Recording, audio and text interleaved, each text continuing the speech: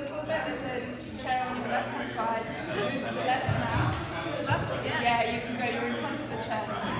You should be able to walk forward slightly now. Oh, watch out! There's somebody in front of you. Move to your right. Move to your left. Maybe. Can she push you over? Can she push me over? Yeah. Yeah.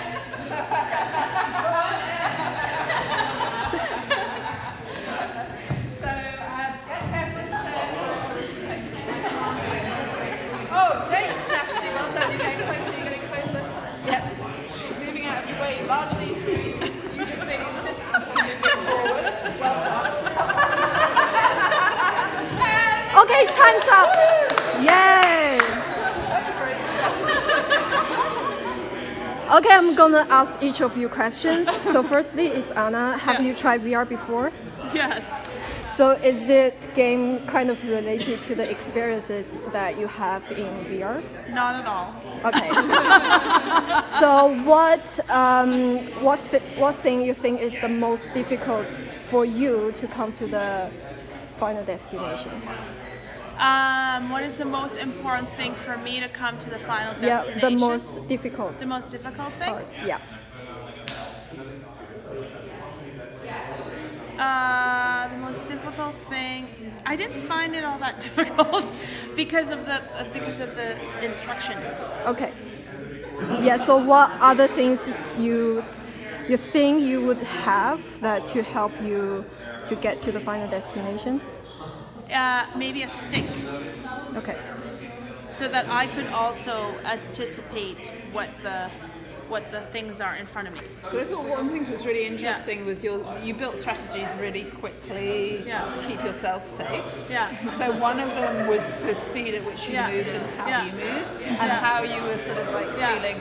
Yeah. And so like because I felt as if I was a bad guider, like there were periods of, you know that thing when you have kids Yeah. and you're Yes, sort of really, yeah. and you're not until there were a couple of points where I thought, oh no, I didn't give you enough signals and enough time for that to be a helpful piece of Well, feedback. the one thing that was difficult was not knowing whether Emma's left was her left or it was my left. So sorting out like which left does she mean? Yeah. So Okay. that's what I wasn't sure about.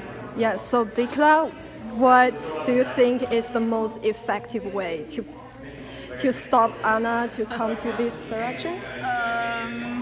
I think that it's mostly about the physical space, because it's like once I was like a little bit far from her and she couldn't feel where I am, then she kind of slowed down and she wasn't like moving. But because once she can understand where I am, so she was just like moving slow moves and kind of managed to pass But me. in some ways, the success of that whole experience was based on the fact that you're both powerful, strong women who don't mind getting into it. It's true.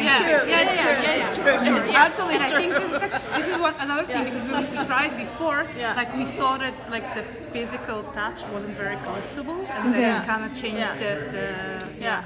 Yeah. yeah. Because actually, in the end, it came about your interactions with each other, not Yeah. about Yeah. what I Yeah. was Yeah. saying, Yeah, exactly. and also not about the boundary. Yeah. Right? Yeah. It was Yeah. that sort of thing. And so there was really interesting how that shifted. Yeah. Yeah. So Emma, what other things you think could help you to guide Anna? I think I should have established the who's left, and that would have been helpful because I did mean hers, but that wasn't clear. And I think that we would have been quicker if we'd have just set that expectation beforehand.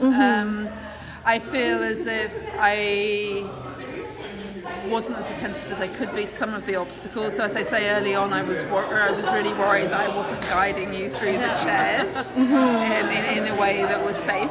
Yeah. But once the physical interaction happens, in some ways it sort of changed the dynamic and the responsibility on me to care for her sort of like physical sort of like well-being. But you know what? If, let's say, you made a constraint that said that every time I touch a chair, I would get slapped. Okay, terrible. but the idea of because the problem is that these actually move, so I can go like that, right? So you can't, or I can do this, or I can move her.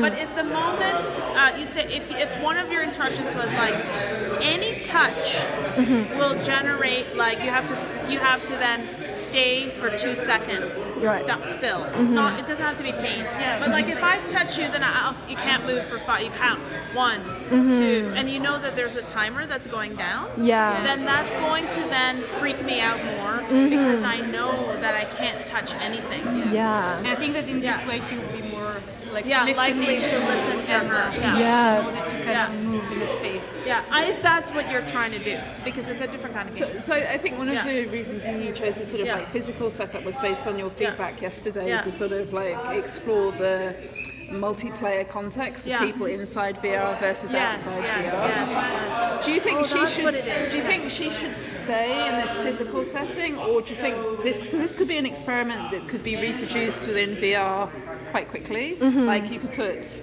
you in VR and have me guiding. And so, like so my question is how soon should you go to a VR test? Because she's interested in that communication between immersence and non-immersence. Yeah. You know what? I would do the physical. I think the physical test actually works. I would do it one more time where the constraints are fairly tight. Right. So and so you have like so the way I would do it is like if you had a timer so that I can hear tick tick tick tick tick tick tick, right? And then if I know that that's a 30-second, like make it tight, so it's 30 seconds, and then if I touch something, I have to stay still. Right. Okay. If you create the most amount of constraints so that it's an almost impossible thing, then it's all about the immersant and the non-immersed. Yeah. It becomes about that. Okay. Because then it's really like, how well are they guiding me? How well am I listening? And then you try that, and if that experience is amazing for people, then try it in VR, and then make the barriers different things. Yeah. So like if I touch it, this flame come out. Okay. If I and so right now it's just touching, but in VR, if it's close and I know flame comes out, and I know that flame always comes out, I might do this. You know? Yeah. So there are then other moves that you can make when the constraints are different. Yeah. Yeah. So one of the things I think that when the Raptor touch you is kind of like a haptic feedback. So I'm trying to add some sensors to the body or the head-mounted display player. Do you think that's I don't know whether that's necessary because because okay, what is that? Okay, you know what you should watch. Do you know what you're doing actually? Is have you seen the Tom Cruise movie Day After Tomorrow or something like? No, not Day After Tomorrow. It's a sci-fi movie where there are aliens that have invaded the Earth, and Tom Cruise has to don this like suit, and then he realizes that he goes and fights the robots, gets killed, and then he wakes up again, and he gets killed and he wakes up, and he realizes that he has to replay that path over and over again. Yeah, I think I have watched similar movie. Yeah, and so what happens in the movie that's different from other movies is he has to memorize his actual path through the thing. So they'll say robot coming, and so you have to duck. And you have to duck down, and that kind of thing, right? So I think that type of type of experience where. And then replayability becomes key because it's all about memorizing the spatial configuration with people's help. So that you can go through the system, this like almost Super Mario-like maze, you know, and get to the other side well. Okay. And you can always sort of like think about the feedback sensors later. Like once you've once you've sort of situated how you want the feedback, because I think one of the great things about bodily confusion is often when we see it, we're such visual creatures, often when we see a flame, that will be enough of a signal. Now I know that you'll not end up with flames in your final sort of piece, but I think that almost putting that force feedback can happen a little bit later once you've got the communication going in the way that you want. The only thing is, like, how will the people outside of the VR space know this? That's through the AR app I'm developing. Okay. Yeah. So here's where it gets interesting, because in AR you can only do a little bit, right? So what's cool is you're actually also creating a collaborative, cooperative play, not just between the immersed and the non-immersed, but like if we're around, if there's someone in here and we're doing this, the way we might start is, Emma, you deal with that space. I'm going to deal with this space. You make sure you deal with the bottom space, right? And we go, and as I'm only concentrating, because obviously I can't look at the full space. So all of us have to figure out a strategy for how to cover the whole space. Yeah.